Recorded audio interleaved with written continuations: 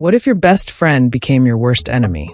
Adanma and Nneka were like sisters, until jealousy poisoned their bond. A stolen husband. A kingdom ruled by fear. A queen betrayed and stripped of everything. But Adanma will not remain silent. She will fight. She will rise. And she will reclaim what was stolen.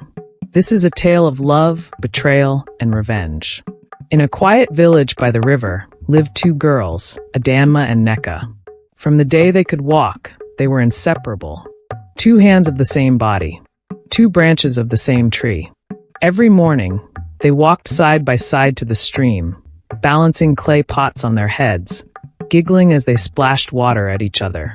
And in the evenings, after the sun had painted the sky orange, they sat beneath the tree, eating roasted yams and whispering dreams of the future.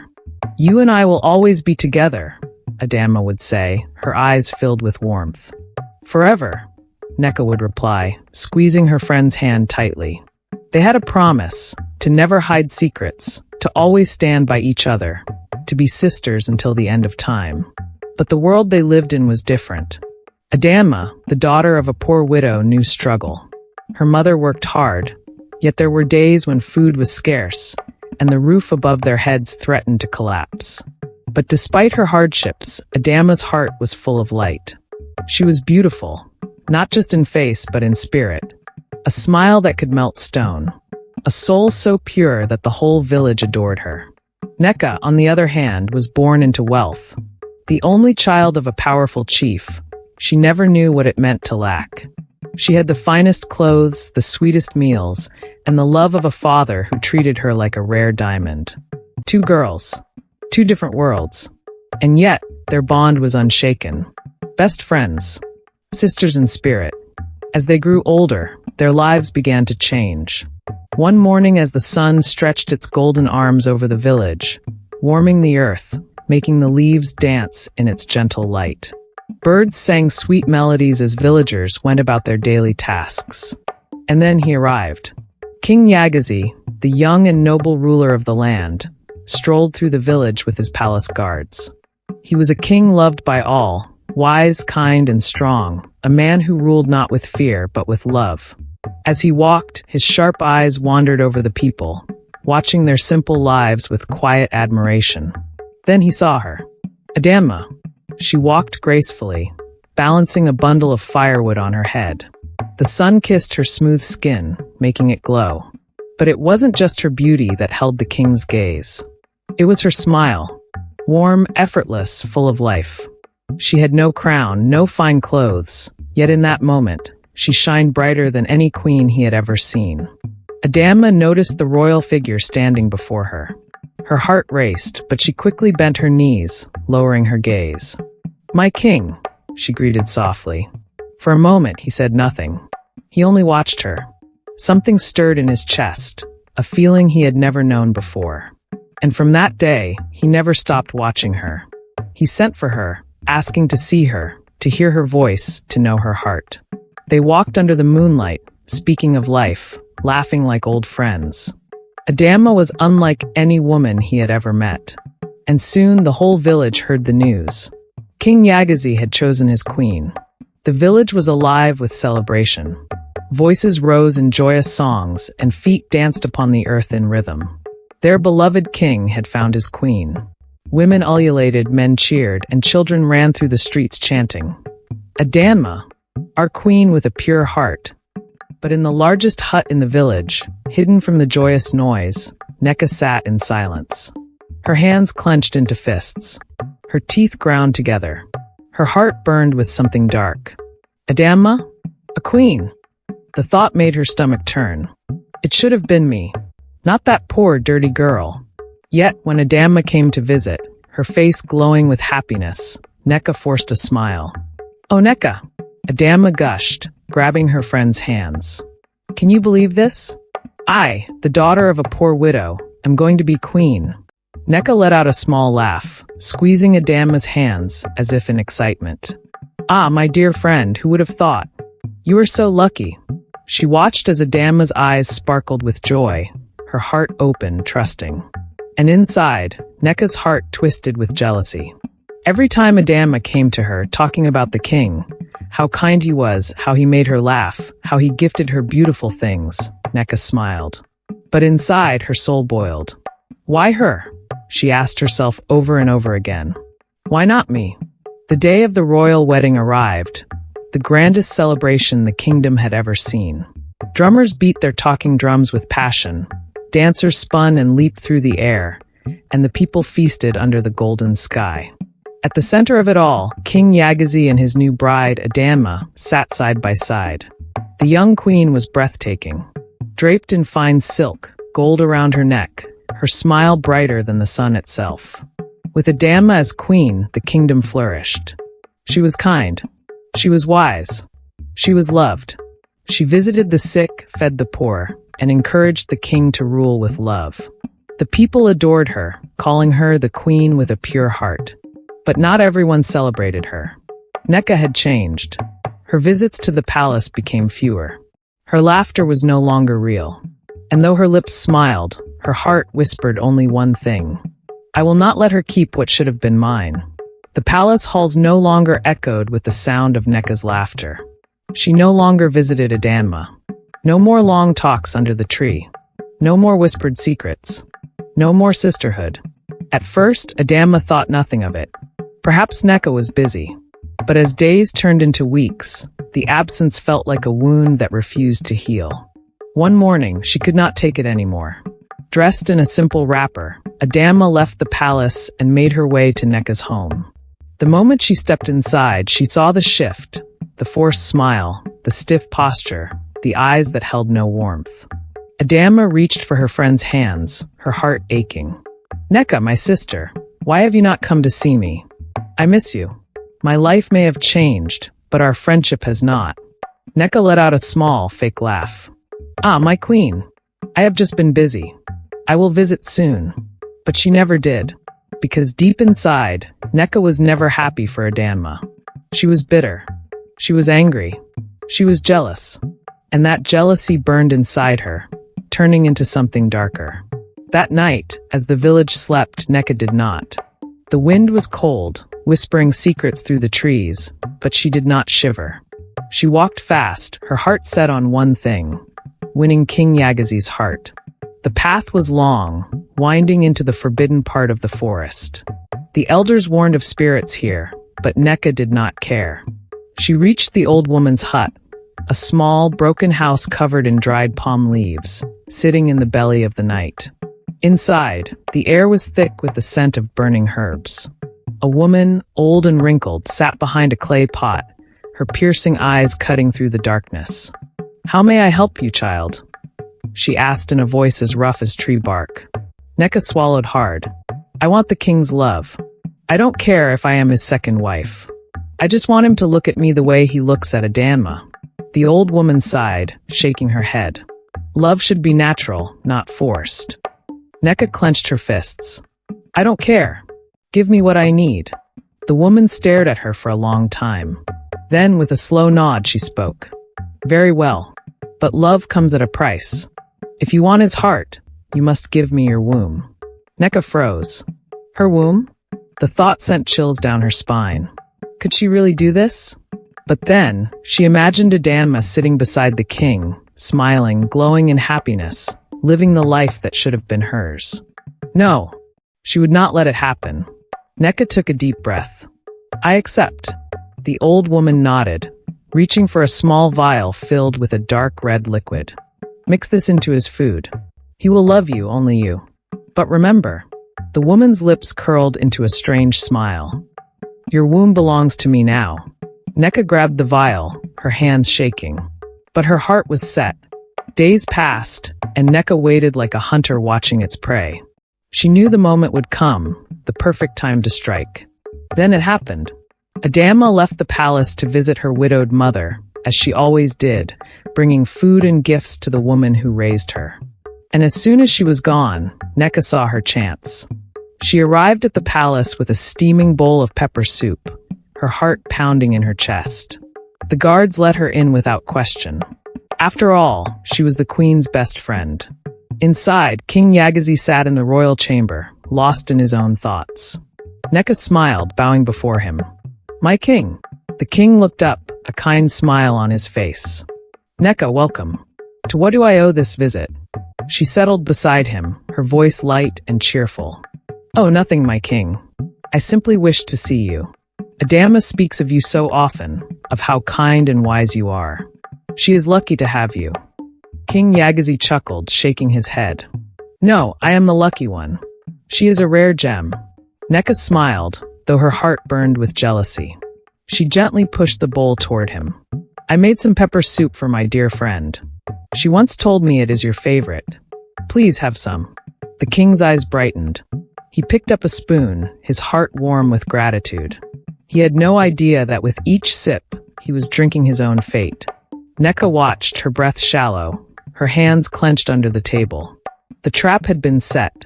The moment King Yagazie finished the bowl, something shifted in his eyes. A haze fell over them, as if a dark cloud had settled in his mind. He blinked, his thoughts twisting, reshaping into something unnatural. His heart, once filled with love for Adanma, now burned only for Nneka. Suddenly, she was all he could think about. He longed for her voice, craved her presence. His soul belonged to her now. And Queen Adanma? She was nothing but a shadow, a stranger in her own home. At first, Adanma tried to understand. The man who once adored her now barely spoke to her. She reached for his hand, but he pulled away. She smiled at him, but he turned his face. Something was wrong. But she had no idea. Her best friend had stolen her husband's heart. Days turned into weeks, and the distance between King Yagazie and Adanma grew like a vast river between them. She could feel it in his silence, in the cold way he looked past her, as if she no longer existed. The love they once shared had vanished. Then, one evening, under the dim glow of the palace lanterns, King Yagazie finally spoke the words that shattered her world. I want to take another wife, he said, his voice empty of warmth. Adanma's heart pounded. My husband, why? Have I not been a good wife to you? If I may ask, who is she? The king's voice was firm. It is Nneka. The words struck her like lightning. Her body trembled, her knees almost gave way. And Nneka? My best friend. She searched his face, hoping to see some sign that this was a cruel joke. But there was nothing, just a blank, distant expression. Tears spilled down her cheeks as betrayal wrapped around her like a dark cloud. The friend she had once called a sister had stolen her husband. Days later, the kingdom celebrated a new queen. Nneka, dressed in gold, sat beside the king, smiling victoriously. And Adanma? She became a shadow.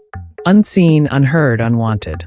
The palace that once welcomed her with open arms now felt like a prison. But the worst part? The king was no longer himself. The love potion had taken full control, clouding his mind, twisting his heart. He no longer ruled. Nneka did. And she ruled with an iron fist. She stripped Adanma of everything, her guards, her power, her voice. The kingdom was no longer the same. The once joyful land had become a place of fear. Nneka had done the unthinkable. She locked King Yagazie away, hidden from the world. No one, not the chiefs, not the elders, not even the palace guards, was allowed to see him. The great ruler, once wise and kind, had become a prisoner in his own palace, trapped under Nneka's wicked spell. And with the king out of sight, Nneka took full control. She ruled not with love, but with cruelty. She created new laws, harsh, unfair, and impossible to obey.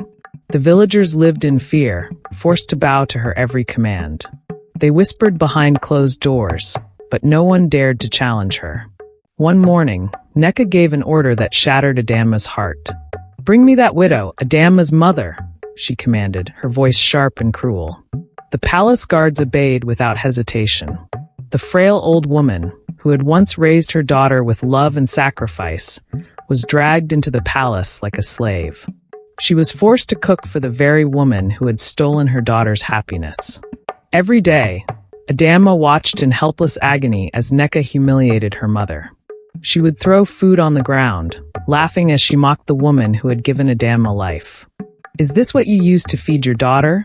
Nneka sneered, kicking the bowl aside.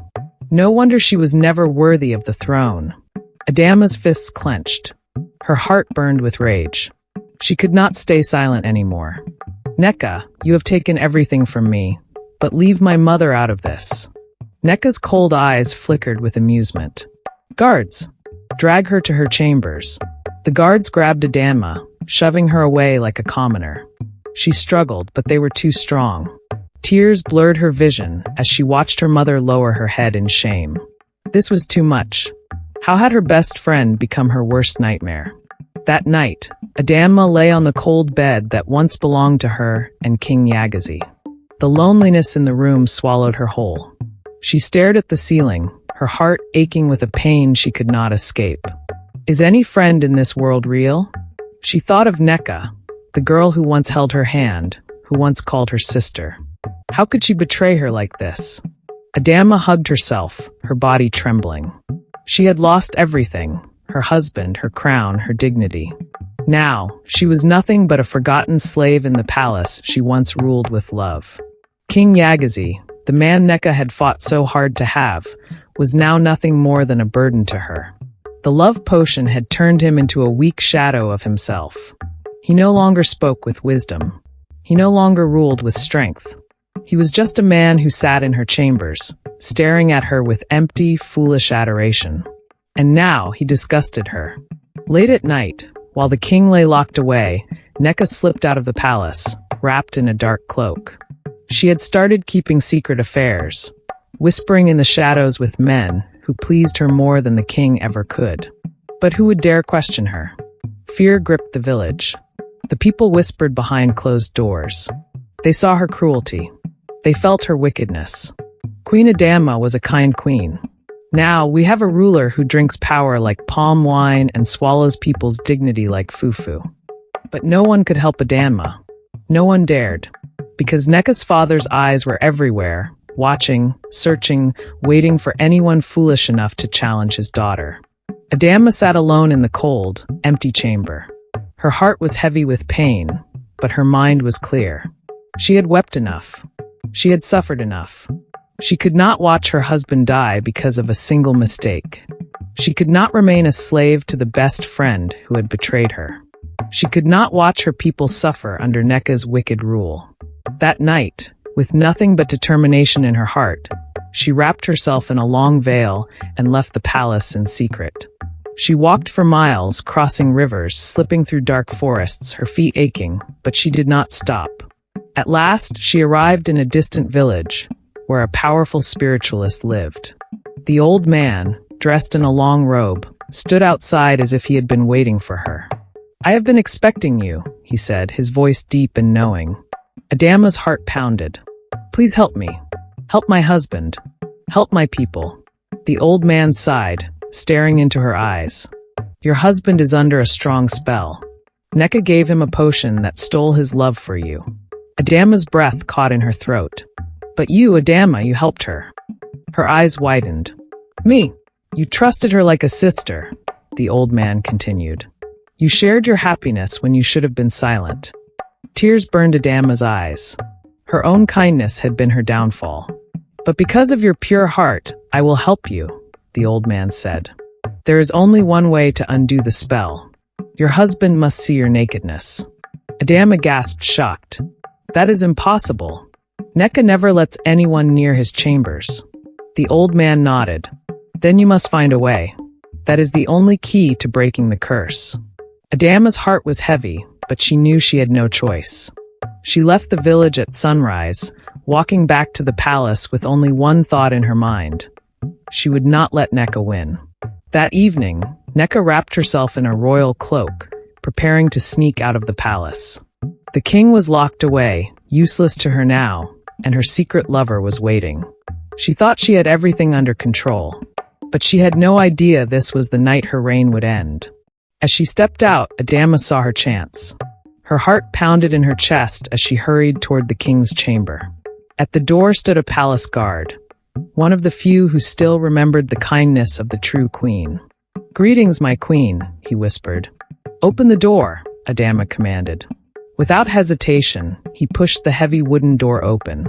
Inside, the air was thick with darkness. The once mighty King Yagazie sat in silence, his eyes empty, his spirit lost. Adanma stepped forward, her voice shaking.